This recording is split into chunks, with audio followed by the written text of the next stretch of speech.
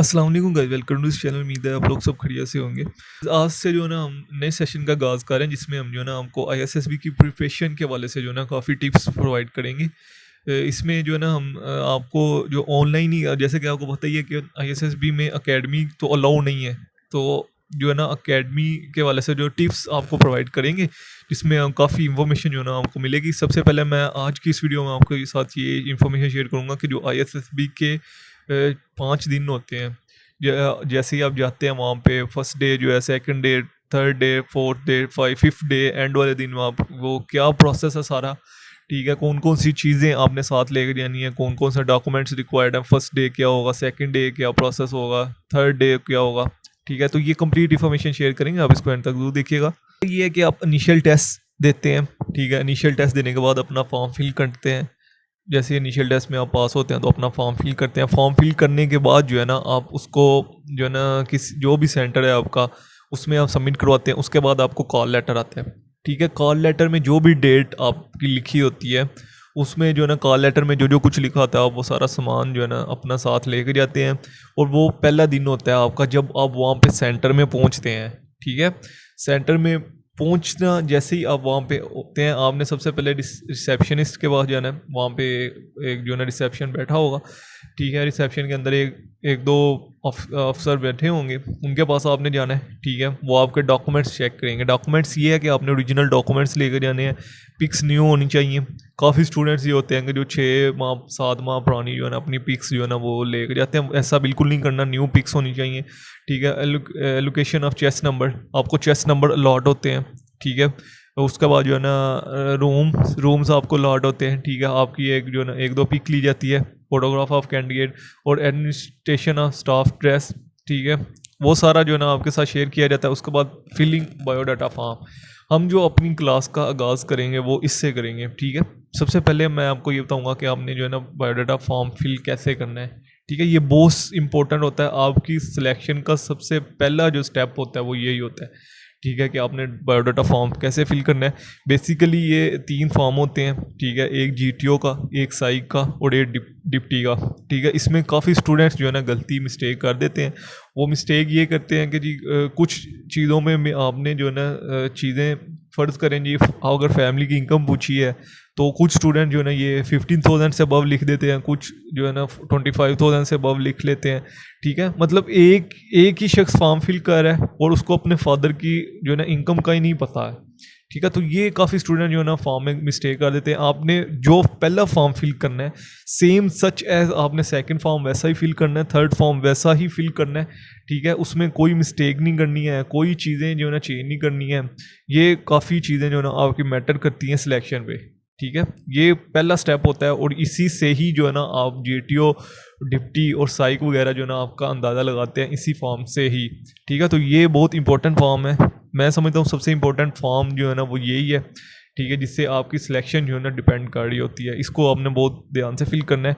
उसके बाद डे 2 में ये होता है कि आपने ड्रेस वगैरह, ड्रेस आपको पता ही है कि वाइट ड्रेस होता है आपका जो जीटीओ के लिए, ठीक है। वैसे जो आपका जो इंटरव्यू के लिए पेंट कोट बेहतरीन, आपने टाई वगैरह सेट की हो, पेंट कोट जो ना फिटिंग उसकी परफेक्ट हो, जो इंटरव्यू के लिए आपने जाना है, ठीक है। और उसके बाद जो है ना ये नहीं है कि शर्ट वहाँ से बाहर हो, और तो जो है ना शर्ट का टाई जो है ना आपकी बिल्कुल जो है ना मैच कर रही हो और वो प्रॉपर ड्रेसिंग होनी चाहिए। उसके बाद आपका इंटेलिजेंस टेस्ट होता है, ठीक है। इंटेलिजेंट टेस्ट में आपको ये होता है, वर्बल नॉन वर्बल एमसीक्यूज होते हैं। उसके बाद साइकोलॉजिस्ट टेस्ट होता है, ठीक है। और वर्ड एसोसिएशन टेस्ट होते हैं 100, ठीक है। 100 वर्ड आता है आपको स्क्रीन पे, जिसमें जो है ना मैक्सिमम जो आपके पास टाइम होता है वो 7 to 9 सेकंड होती हैं, ठीक है। वो यही होता है कि आपने प्रैक्टिस अच्छी खासी की हो घर में, तो आप जो है ना 95, 98, कुछ स्टूडेंट जो है ना 100 भी लिख आते हैं वहाँ पे वर्ड एसोसिएशन टेस्ट, ठीक है। तो ये है कि ये इसकी प्रैक्टिस काफ़ी रिक्वायर्ड है। अगर आप जो है ना वाकई आर्मी के लिए, सेकंड लेफ्टिनेंट के लिए जाना चाहते हो, तो आपके जो है ना वर्ड एसोसिएशन टेस्ट जो है ना ये बहुत ज़्यादा मैटर करता है, ठीक है। तो इसमें जो मैं पहले ही बता चुका हूँ कि ये 100 वर्ड होते हैं, ठीक है। ये कंप्लीट आपके साथ जो है ना क्लास में हम जो है ना इसमें कंप्लीट शेयर करेंगे। उसके बाद सेंटेंस कंप्लीशन होते हैं। सेंटेंस कंप्लीशन 2 तरह के होते हैं, एक उर्दू और एक इंग्लिश, ठीक है। 2 सेट आते हैं उर्दू के, 2 सेट आते हैं इंग्लिश के, ठीक है। इसमें जो है ना आपके पास 26 जो है ना सेंटेंस होते हैं, और जो है ना इसमें जो आपके मिनट होते हैं वो 24-25 मिनट्स होते हैं आपके पास, ठीक है, जिसमें जो है ना आपने ये सेंटेंस जो है ना फिल करने होते हैं इंग्लिश और उर्दू में, ठीक है, दोनों में ये आते हैं। उसके बाद पिक्चर स्टोरी आती है, ठीक है, ये पिक्चर स्टोरी आती है, 4 स्टोरियाँ होती हैं। पिक्चर स्टोरी इस तरह आती है कि आपके पास 3.5 मिनट का टाइम होता है एक स्टोरी को करने के लिए, ठीक है। आधा मिनट जो है ना, मतलब 30 सेकंड जो है ना आपको स्टोरी दिखाई जाती है। एक स्क्रीन होती है सामने, ठीक है, स्क्रीन में आपको एक स्टोरी दिखाई जाती है, और उस स्टोरी पे जो ना आपने लिखना होता है, ठीक है। वो भी कैसे लिखना है वो भी इंशाल्लाह हम नेक्स्ट जो है ना आपके साथ शेयर करेंगे। उसके बाद पॉइंटर स्टोरी आती है। पॉइंटर स्टोरी में ये है कि 2 स्टोरीज होती हैं, और इसमें जो है ना लिखा होता है, जो ना लिखा होता है कि फ़र्ज़ करें जी एक लड़की कमरे में अकेली थी, और उसके बाद जो है ना उसमें एक लड़का दाखिल हो गया। इस तरह जो है ना ये स्टोरी आती है। पहली स्टोरी फ़र्ज़ करें ये होगी। दूसरी स्टोरी ये थी कि लड़की रास्ते में चल रही थी और उसका अचानक से जो है ना एक्सीडेंट हो गया। उस पर आपने जो है ना नेक्स्ट लिखना शुरू कर देना है, ठीक है। ये पॉइंटर स्टोरी होती है, मतलब कि छोटा सा उन्होंने आपको सेंटेंस दिया होता है, उसके ऊपर बाद में आपने जो है ना अपनी स्टोरी लिखनी होती है सारी। मेरिट्स और डीमेरिट्स ये बहुत ज़्यादा मैटर करते हैं, ठीक है। क्या खूबियाँ आपके अंदर, ये कम से कम 10 से 12 खूबियाँ आपको पता होनी चाहिए। डीमेरिट्स 10 से 12 खामियाँ आपको पता होनी चाहिए, ठीक है। अनाउंसमेंट ऑफ स्क्रीनिंग और टेस्ट, इसका जो है ना रिज़ल्ट वगैरह आपको मिलता है, ठीक है। उसके बाद जो है ना कुछ स्टूडेंट्स इसमें भी फेल हो जाते हैं, ठीक है। Screen out candidate will not be attend to the subsequent test, ठीक है। कुछ स्टूडेंट इसमें भी फेल हो जाते हैं, और फिर जो है ना उनको वापस भेज दिया जाता है। जो स्टूडेंट पास हो जाते हैं, इसमें ये है कि कम स्टूडेंट ही फेल होते हैं, 1-2 मैक्सिमम जो है ना 1-2 स्टूडेंट जो है ना इसमें फेल होते हैं। मेजॉरिटी जो है ना इसमें जो है ना पास कर लेती है। स्क्रीन आउट टेस्ट में ये होता है कि जी आपने वर्बल और नॉन वर्बल, ठीक है, वो आपके मैटर करते हैं, वो आपने पास करना लाजमी होता है, ठीक है। और उसके बाद आपका IQ टेस्ट होता है, ठीक है। IQ के 150 MCQs होते हैं। वो उसमें ये है कि अगर आपका पॉजिटिव माइंड है तो उसमें आपको बिल्कुल टेंशन लेने की ज़रूरत नहीं है, वो आप पास कर जाएंगे, ठीक है। तो इसलिए ये मैक्सिमम जो है ना, अगर जो 300 या 400 स्टूडेंट्स का बैच है ओवरऑल की मैं बात कर रहा हूँ, वैसे ये है कि 300 या 200 का बैच होता है, ठीक है, जिसमें से 1-2 जो स्टूडेंट है ना वो इसमें फेल होता है। लेकिन ये है कि इसकी भी आप तैयारी करके जाइएगा। डे 3 में ये है कि ब्रीफिंग वगैरह देते हैं आपको, कि जो है ना आपने टास्क जो होते हैं मुख्तलिफ, वो आपने कैसे करने हैं। इंडोर टास्क में ये होता है कि जी आपकी ग्रुप डिस्कशन, ठीक है, ग्रुप प्लानिंग, उसके बाद आपका लेक्चरेट आप डिलीवर करते हो। वो ग्रुप डिस्कशन में ये होता है कि फ़र्ज़ करें अब आपका 10 या 11 बंदों का बैच होता है एक, ठीक है, 10 या 11 स्टूडेंट्स का बैच होता है। ये आप देख रहे हैं, ये इस टाइम जो ना 8 बैच हैं, ये उनके रोल नंबर अलाट हुए हैं। ये चेस नंबर है, ठीक है, इसको आप चेस नंबर कहते हो वहाँ पे, और ये अलाट हुए हैं उनको। यही एड्रेसिंग है वाइट, और नीचे वाइट शूज़ होने चाहिए आपके। तो ये जो है ना फ़र्ज़ करें ये 8 बंदों का ग्रुप है, ठीक है। अब ये 8 बंदों का ग्रुप है, इन्होंने जो है ना ग्रुप डिस्कशन करनी है। तो GTO क्या करता है, GTO जो है ना इनको एक टॉपिक दे देता है, ठीक है। फ़र्ज़ करें जी मैं टॉपिक देता हूँ कि जी हम अब ये एक टॉपिक मिल गया इनको। टॉपिक ये है कि जी हमें कश्मीर का मसला पहले हल करना चाहिए, या बलूचिस्तान का मसला पहले हल करना चाहिए। तो इसमें जो है ना ये 8 लोगों का बोलना ज़रूरी है। मैं आपको प्रेफर करूँगा कि आप दूसरे या तीसरे नंबर पे मस्ट बोलें, ठीक है। तो दूसरे या तीसरे नंबर पे आपका बोलना ज़रूरी है, और मैक्सिमम 2 टाइम जो ना आप इसमें पार्टिसिपेट करें अगर ग्रुप डिस्कशन हो रही है। उसके बाद लेक्चर हो रहा है, ठीक है। लेक्चर में ये है कि जी इस टाइम जो पाकिस्तान की, फ़र्ज़ करें कोई भी लेक्चर आपको मिल जाता है, ये तो मैं वैसे ही आपको रैंडमली कोई लेक्चर बता रहा हूँ कि इस टाइम पाकिस्तान की जो मुश्किलात हैं उस पर कैसे काबू पाया जा सकता है। ये एक लेक्चर है जो कि स्टूडेंट्स को कहा जाता है कि जी आपके पास जो है ना 2 मिनट हैं, 2 मिनट आपने सोचना है और 2 मिनट आके आपने बोलना है, ठीक है। इसमें ये क्राइटेरिया होता है कि आपने GTO की तरफ नहीं देखना होता, वो बैठा आपके सामने ही होता है। लेकिन जो ना आपने अपने जो चेस मेंबर्स हैं उनको देखना होता है, ठीक है। GTO उस टाइम समझ लें आप भूल जाना है कि कमरे में उसके इन चेस मेंबर के अलावा कोई बंदा बैठा हुआ है। तो ये काफ़ी चीज़ें मैटर करती हैं। उसके बाद जो है ना ग्रुप प्लानिंग होती है, ठीक है। ये ग्रुप प्लानिंग है जैसे कि आप यहाँ पे देख रहे हैं, ठीक है। इसमें भी GTO सामने बैठे होते हैं, लेकिन ये है कि आपने उनकी तरफ बिल्कुल नहीं देखना जब वो आपको ब्रीफिंग दे रहे हैं, ठीक है। ये चीज़ों में पहले ब्रीफिंग देते हैं आपको कि हम आपसे जो है ना ग्रुप प्लानिंग करवा रहे हैं, और ग्रुप प्लानिंग क्या प्रोसेस है वो मैं भी आपके साथ शेयर करूँगा इंशाल्लाह आने वाले लेक्चर में।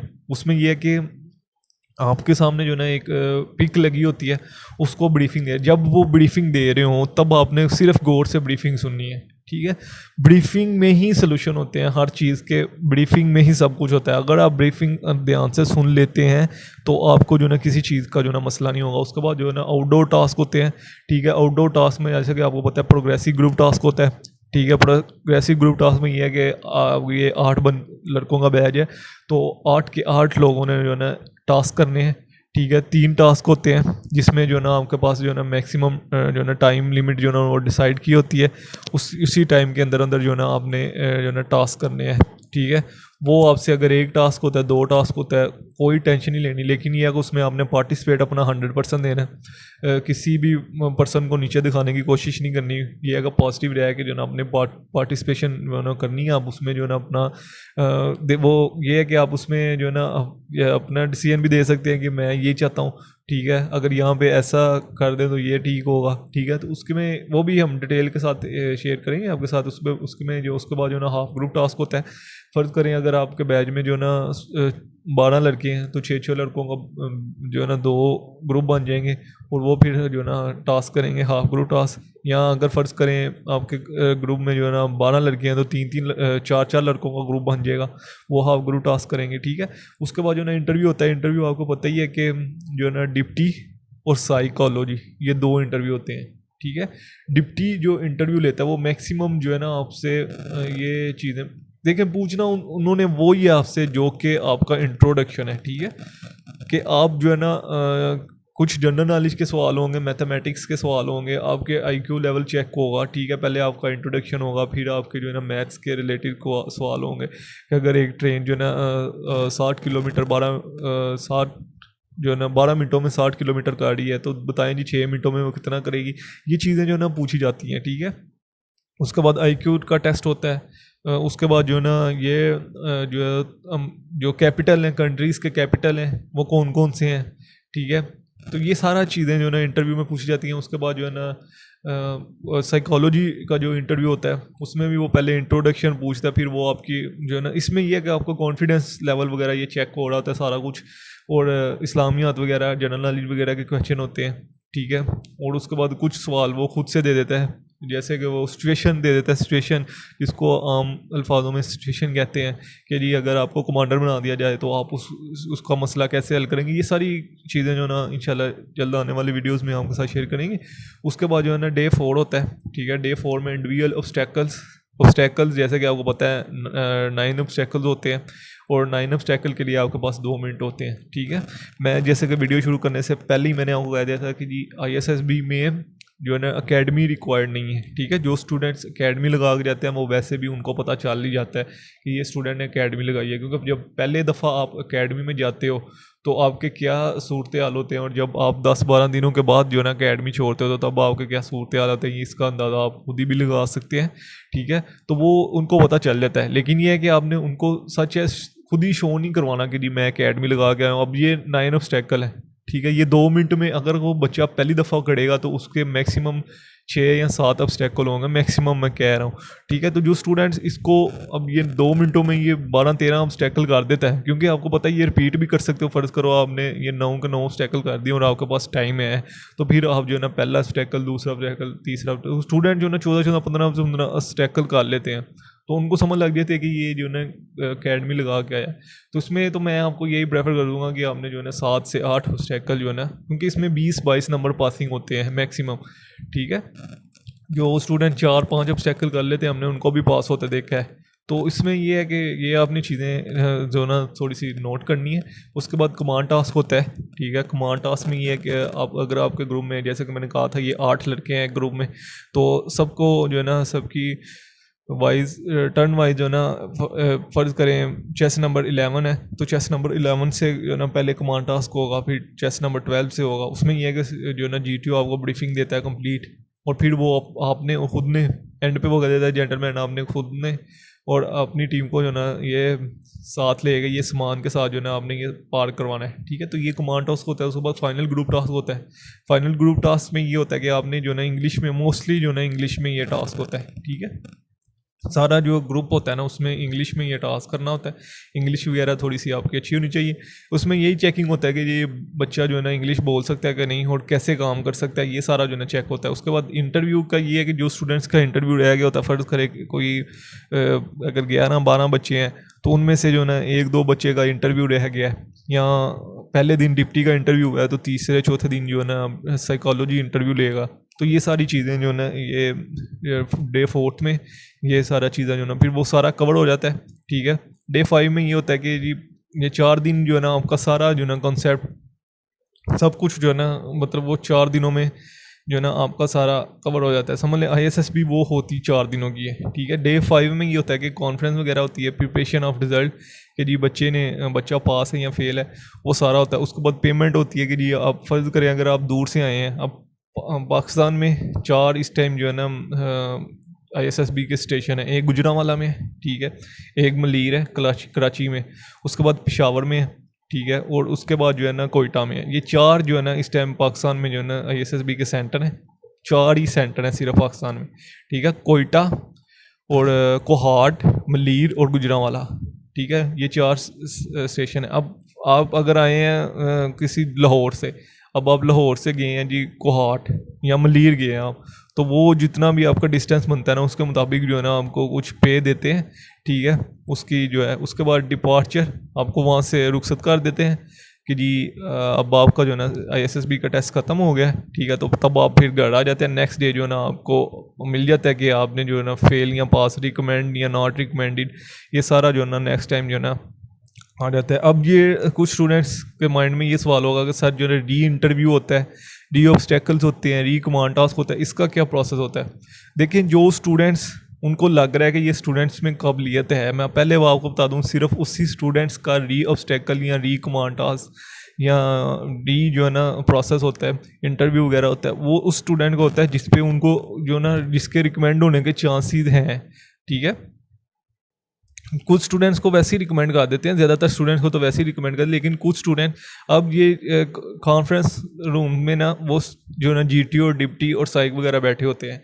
अब उनको लग रहा है जी चेस नंबर 11 जो है ना GTO को लग रहा है, और जो है ना GTO और साइकोलॉजिस्ट को लग रहा है कि चेस नंबर 11 को हम रिकमेंड करना चाहते हैं, लेकिन डिप्टी कहता है कि नहीं, उसमें जो है ना कुछ खामियां ऐसी हैं कि हम उसको रिकमेंड नहीं कर सकते। फिर वो डिप्टी जो है ना उसका फिर से री इंटरव्यू लेगा। ठीक है, अगर वो फिर उसी में खामियां वो चीज़ें चेक करेगा तो फिर वो जो है ना उसमें जो है ना नॉट रिकमेंड हो, लेकिन अगर उसको लगेगा कि जी ये बच्चा ओवरकम कर सकते हैं, ठीक है, तो फिर उसको पास कर देंगे। जी कि री इंटरव्यू उन स्टूडेंट्स का होता है जिनमें उनको थोड़ा बहुत डाउट्स होता है कि ये बच्चा जो है ना इस काबिल है। ठीक है, अगर तो उसका जो है ना री इंटरव्यू ठीक हो जाता है तो फिर वो पास हो जाता है। ठीक है, अगर उसका री इंटरव्यू थोड़ा सा ख़राब हो जाती है, वो पहले से भी जो है ना ख़राब री इंटरव्यू देता है, तो वो फिर उसको जो है ना थोड़ा सा मतलब आप समझते हैं कि फिर उसको फेल कर देते हैं। ऑब्स्टेकल में ये सिस्टम होता है कि जी जो स्टूडेंट्स होते हैं वो 2 मिनट में 5, 6, 7 ये ऑब्स्टेकल कर सकते हैं कि नहीं। ठीक है, वो भाग सकते हैं कि नहीं, मतलब स्टेमिना वगैरह चेक किया जा रहा होता है। तो ये सारी चीज़ें जो है ना री ऑब्स्टेकल्स में होती हैं। बहुत कम स्टूडेंट्स के जो है ना री इंटरव्यू या री ऑब्स्टेकल या री कमांड टास्क होते हैं। ठीक है, ये स्पेशली फॉर उन स्टूडेंट्स के लिए होता है जिन पे उनको डाउट होता है कि ये इसको हम रिकमेंड कर सकते हैं। ठीक है, और जिनके री ऑब्स्टेकल होते हैं वो मोस्टली स्टूडेंट जो है ना रिकमेंड हो जाते हैं। तो ये थोड़ी सी चीज़ों का आपने ध्यान रखना है। इसके वाले से कोई भी क्वेश्चन हो कमेंट्स में पूछ सकते हैं। इंशाल्लाह जल्द हम ये क्लास शुरू करेंगे। Thank you for watching this video. इंशाल्लाह जल्द भी देने तो दुआ में रखेगा। अल्लाह हाफिज़।